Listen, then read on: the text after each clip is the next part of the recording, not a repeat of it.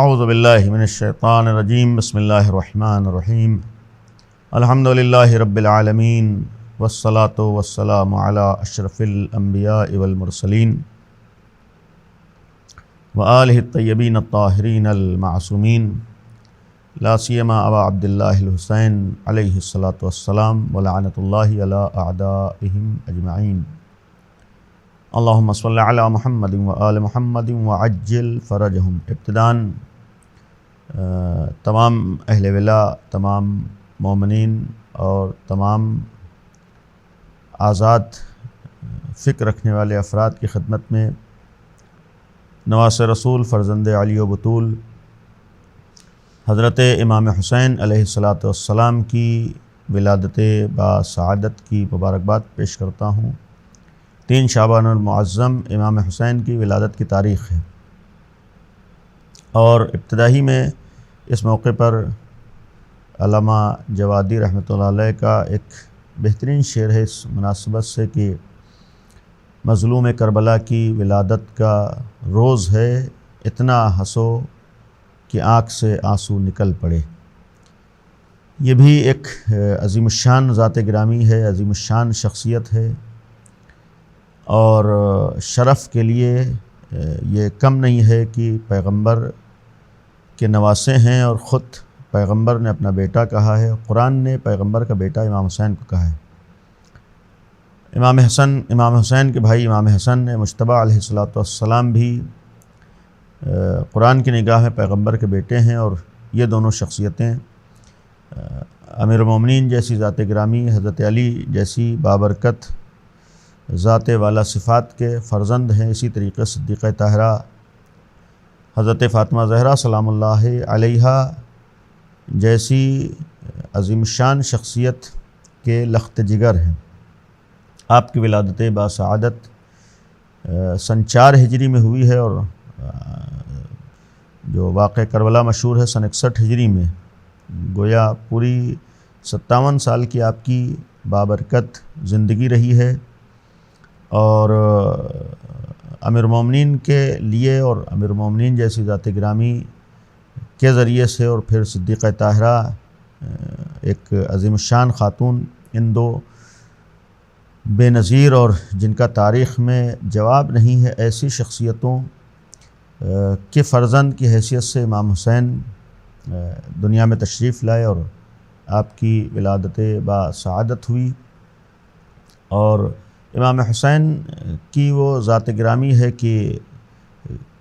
ایام عزا میں اور کربلا کے حوالے سے ہم لوگ کافی حد تک امام حسین کا تذکرہ سنتے ہیں اور ذکر کرتے ہیں، اور یہ نہیں کہا جا سکتا ہے کہ بہت کرتے ہیں، بلکہ جو بھی کرتے ہیں اس میں بھی ان کا حق نہیں ادا ہو سکتا ہے، نہ حق ادا ہم کر سکتے ہیں۔ لیکن پھر بھی ضرورت ہے کہ ہم امام حسین کی زندگی سے آشنا ہوں، اور امام حسین کی بابرکت زندگی کو اپنے لیے مشعل راہ سمجھیں۔ امام حسین کو ابا الاحرار کہا گیا ہے، یعنی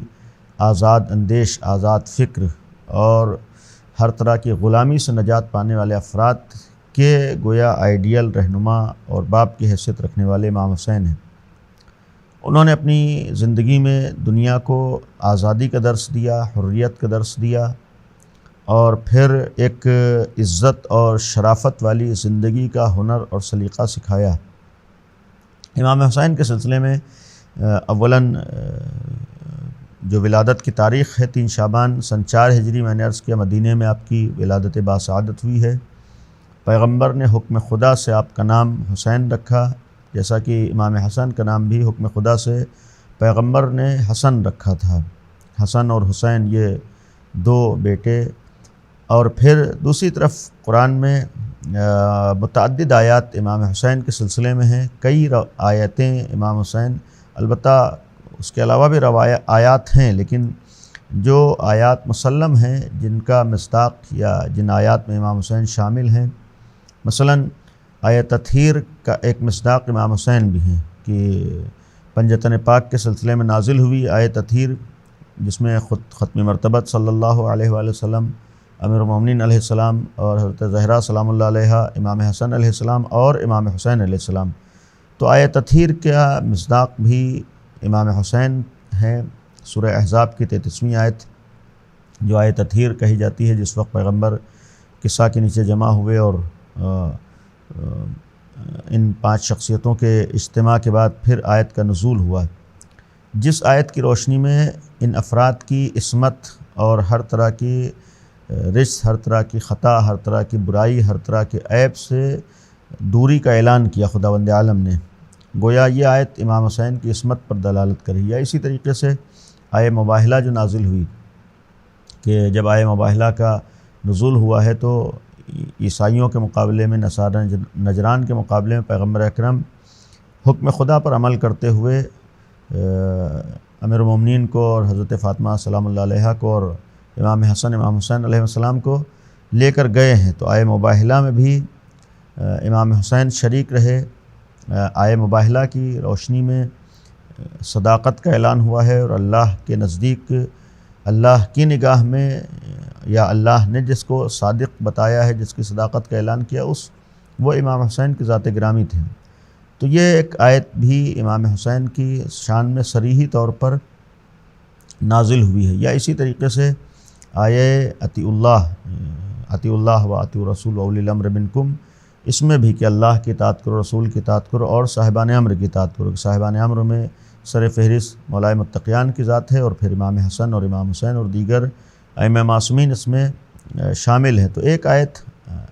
آیہ اطاعت بھی ہے، یا آیہ اطیعوا بھی ہم کہیں، آیہ اولی الامر بھی کہیں، اس کا بھی مصداق امام حسین تھے۔ یا اسی طریقے سے امام حسین کی شان میں سورہ دہر کا نزول بھی ہے، سورہ انسان بھی جسے کہا جاتا ہے، اور سورہ دہر بھی کہتے ہیں، کہ جب روایات کے مطابق امام حسن امام حسین مریض ہوئے تو جناب سیدہ نے اور امام علی نے منت مانی، نذر مانی کہ ان کی صحت کے بعد 3 دن روزہ رکھیں گے، اور پھر اس نذر کو پورا کرنے کے لیے، جیسا کہ مشہور ہے، مولائے متقیان نے اور حضرت زہرا نے اور امام حسن امام حسین نے بھی اس کمسنی میں، اور حتیٰ آپ کے گھر میں جناب فضہ نے بھی روزے رکھے، جس کے بعد سورہ دہر کا نزول ہوا، کہ اس سورہ دہر کے مصداق بھی امام حسین ہیں، جس میں عظمت کا اعلان ہے اور اہمیت کا اعلان ہے۔ یہ آیات امام حسین کے بارے میں بھی ہیں۔ البتہ اس کے علاوہ بھی مثلا سورہ وہ مشہور جو آیت ہے، یا ایتھا النفس المطمئنہ ارجعی الی ربک راضیۃ مرضیہ فادخلی فی عبادی وادخلی جنتی، اس آیت کا مصداق بھی امام حسین کو بیان کیا گیا ہے۔ بعض روایات میں ہے کہ اس آیت سے مراد نفس مطمئنہ جسے خطاب کیا ہے، اس سے مراد امام حسین کی ذات ہے۔ مقصد یہ ہے کہ کثرت سے آیات بھی امام حسین کی شان میں نازل ہوئیں۔ یا یہ بھی عرض کروں کہ سورہ کوثر، انا اعطیناک، بسم اللہ الرحمن الرحیم، انا اعطیناک الکوثر، کہ پیغمبر ہم نے آپ کو کوثر عطا کیا ہے۔ تو جناب سیدہ کو اگر کوثر کہا گیا، جن کے ذریعے سے کثرت نسل عطا ہوئی ہے، اور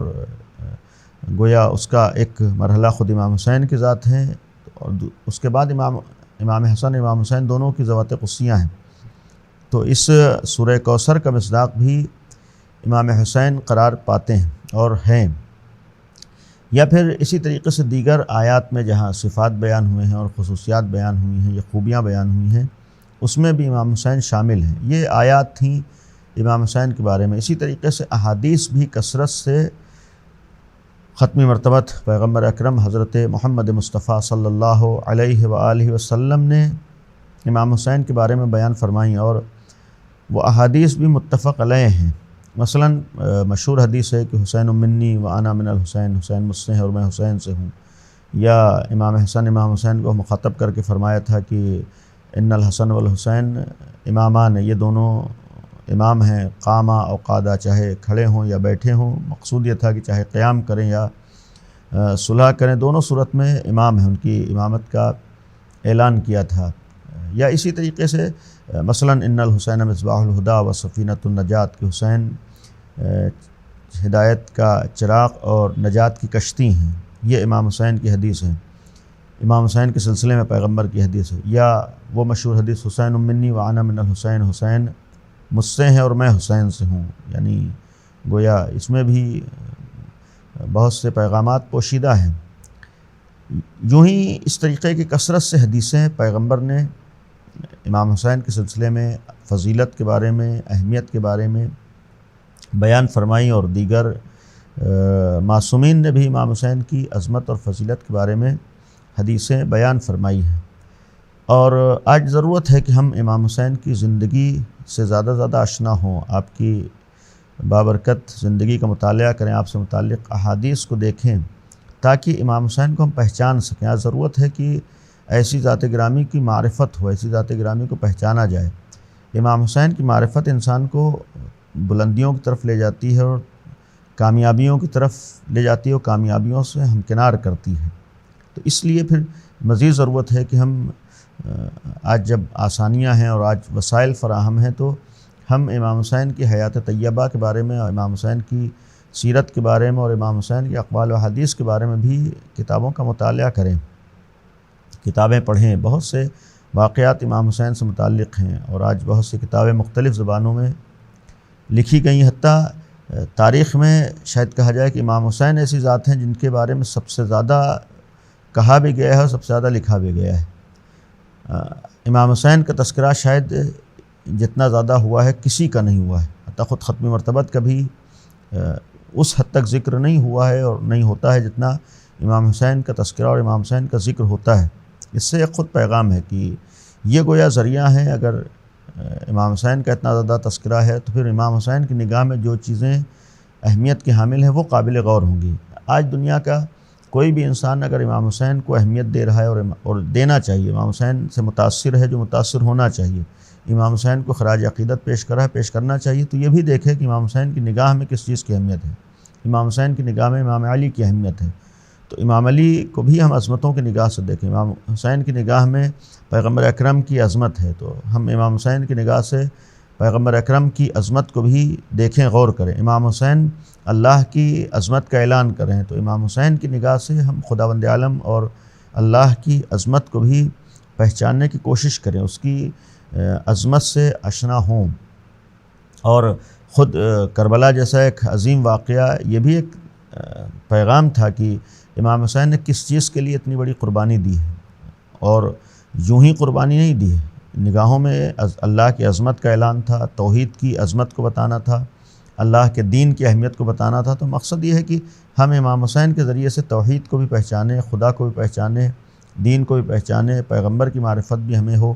امیر المومنین کی معرفت بھی ہو، تو یہ ایک وسیلہ ہوگا اور ذریعہ ہوگا۔ اور پھر امام حسین سے متعلق آج غیروں نے بھی بہت کچھ لکھا ہے، بہت سی کتابیں دوسرے افراد نے، خود ہم جس ملک میں، بلکہ یہ کہا جائے جس آزاد ملک میں ہم لوگ زندگی گزارے ہیں، ہندوستان جیسا ایک عظیم ملک اور ایک آزاد ملک، اور حق ہے کہ ہم اس بات کی جانب توجہ دیں اور توجہ رکھیں کہ ہندوستان کی آزادی انگریزوں کے چنگل سے جو نصیب ہوئی ہے یہ بھی امام حسین کے پیغامات کی روشنی میں ہے، اس لیے کہ مہاتما گاندھی کا وہ مشہور جملہ، ہندوستان کو آزاد کرانے والے اور ہندوستان کی آزادی کے رہنما، انہوں نے یہی کہا تھا کہ میں نے کربلا کی پیغام کو، کربلا کی قربانی کو نگاہوں میں رکھا ہے، حسین ابن علی کی زندگی کو نگاہوں میں رکھا ہے اور ان کی سیرت کو دیکھا ہے، تب ہندوستان کو آزاد کرایا ہے۔ تو یہ بھی ایک ہندوستان کی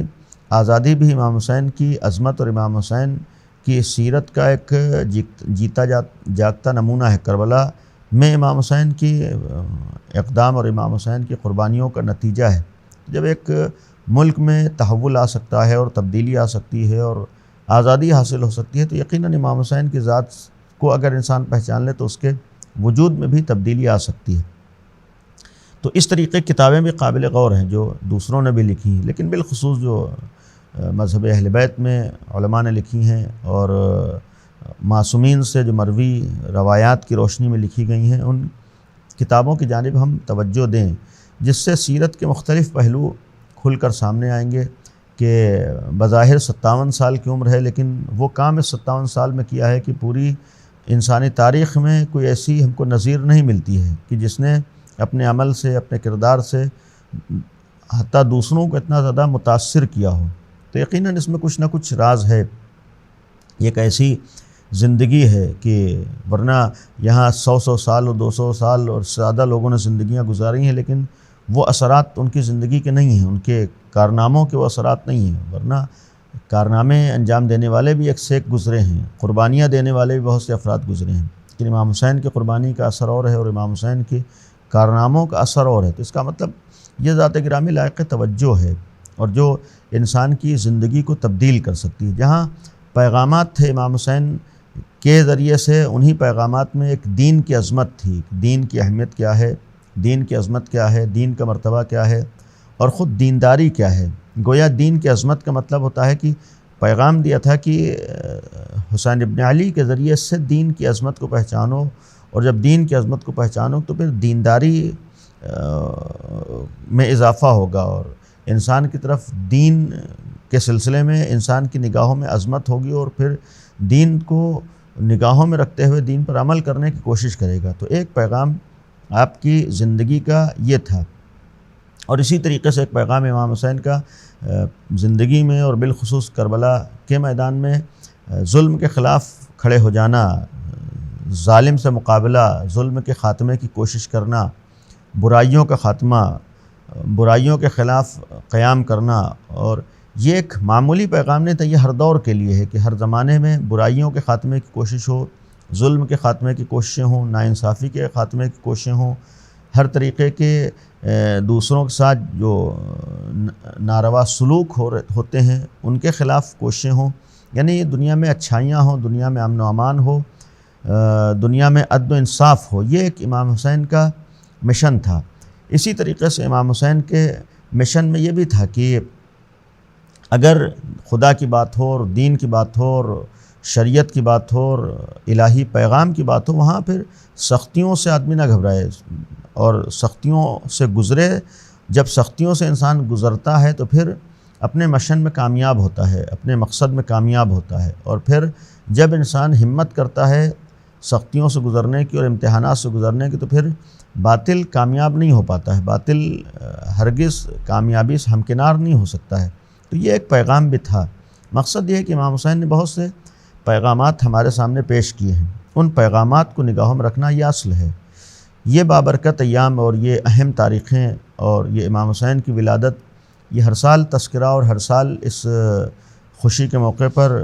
گویا اظہار خوشی صرف کس ایک خاص عنوان سے اظہار خوشی کافی نہیں ہوتا ہے، بلکہ ضروری ہوتا ہے کہ ہر سال ہم امام حسین کا ذکر کریں، تذکرہ کریں، تاکہ امام حسین بھی خوش ہوں ہم کو دیکھ کر۔ مقصد یہ ہے کہ صرف ہم خوش نہ ہوں کہ امام حسین ہمارے امام ہیں اور امام حسین کی ولادت ہے اور امام حسین کا ہم تذکرہ کرتے ہیں اور ہم حسینی ہیں۔ یقیناً خوشی کا حق ہے، خوش ہونا چاہیے اور خوشی منانا چاہیے، لیکن اس کے ساتھ ساتھ یہ بھی کوشش ہونا چاہیے کہ ایسی خوشی ہو کہ خود امام حسین بھی خوش ہوں۔ ہم گویا اس طریقے سے امام حسین والے بنے، حسینی بنے کہ خود امام حسین کی خوشی کا سبب بھی بن رہے ہوں، ہمیں دیکھ کر امام حسین بھی خوش ہو رہے ہیں۔ اور امام حسین اسی وقت خوش ہوتے ہیں کہ جب ان کے مشن کو اور ان کے مقصد کو اور ان کے پیغام کو بھی نگاہوں میں رکھا جاتا ہے۔ تو خوشیاں یقیناً مومنین کے لیے ہیں، لیکن خوشیوں کا مطلب خود امام حسین کی خوشی بھی۔ ہم یہی کہتے ہیں کہ اہل بیت کی خوشی ہمارے لیے خوشی ہے،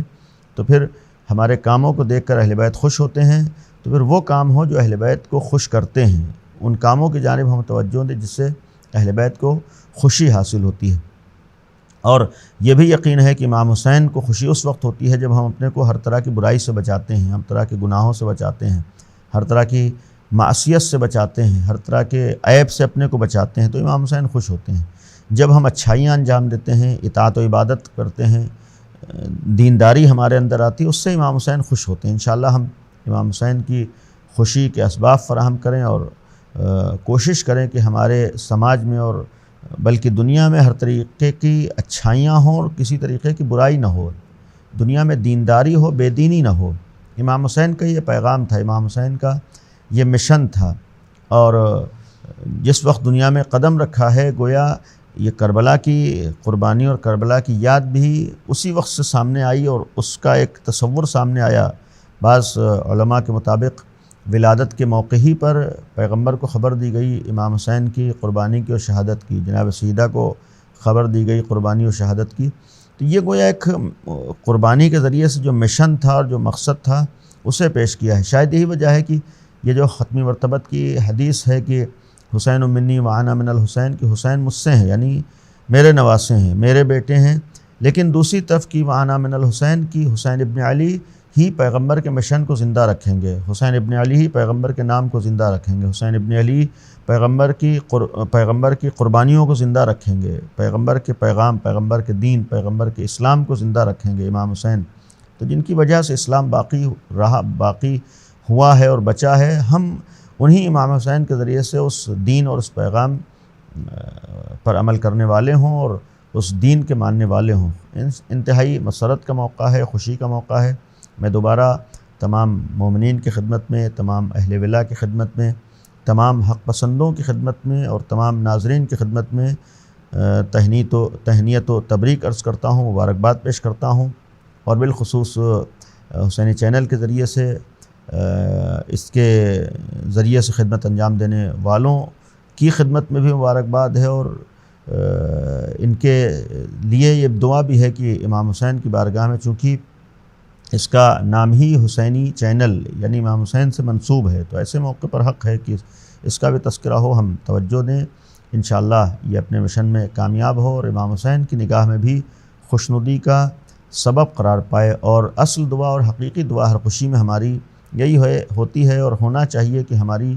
کوئی بھی خوشی اس وقت تک مکمل نہیں ہے جب تک ہمارا سرپرست، ہمارا والی و وارث اور ہمارا مولا اور آقا، بلکہ یہ کہا جائے کہ ہمارے زمانے کا حسین جب تک ہماری نگاہوں کے سامنے نہ ہو، یعنی جب تک ہم اسے نہ دیکھ سکیں، یعنی ہمارے زمانے کا امام جب تک ظہور نہ فرمائے، ہماری خوشی حقیقی خوشی نہیں ہے۔